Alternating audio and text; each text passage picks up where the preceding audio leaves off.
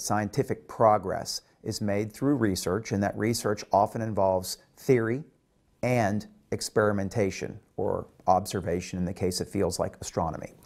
What not everybody is yet familiar with is that computing has become the third pillar of how we conduct science, because computers are much more accurate than humans and obviously much faster at solving the mathematical equations in these different disciplines and at analyzing the data from experiments and observations. So there are really three pillars in the conduct of science: theory, experiment, and computation. Computation, though, is by far the newest. We've been doing experiments and making observations for millennia. We have had a theoretical understanding of the mathematics that forms the basis of science in so many fields for centuries. But computing is really only a matter of decades old, and so it's exciting times to be building supercomputers because there's still so much that we can discover using these powerful systems.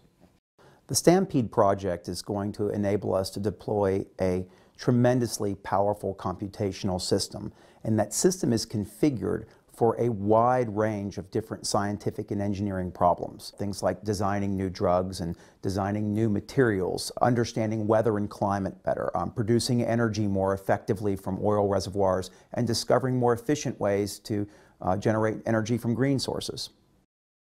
Science, of course, is a global endeavor, and since science is increasingly dependent on access to powerful computational visualization, storage, and networking technologies and software that makes them all more powerful and usable, there really is something of an international competition in who has the most powerful systems and who's supporting the most scientific discovery and innovation.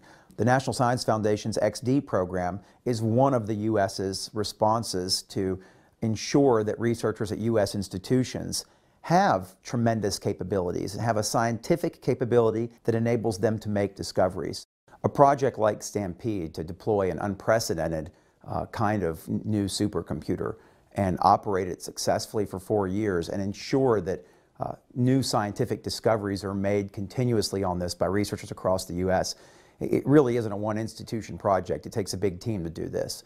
A very important part of that team, of course, is the technology companies that are providing the systems for this. Dell is making the servers, Intel the two kinds of processors that we're going to use.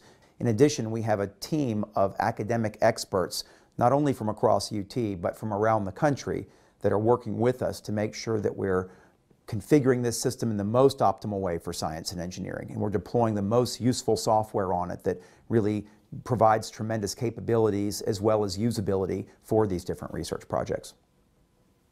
It's an honor to have this awarded to the University of Texas, and it really does serve as an instrument by which we increase the awareness of the importance of computational science at our own university, and we attract new talented staff and faculty and researchers to the University of Texas. We're very proud of that, and we fully expect that we'll do our share of the scientific discoveries that are made possible by Stampede.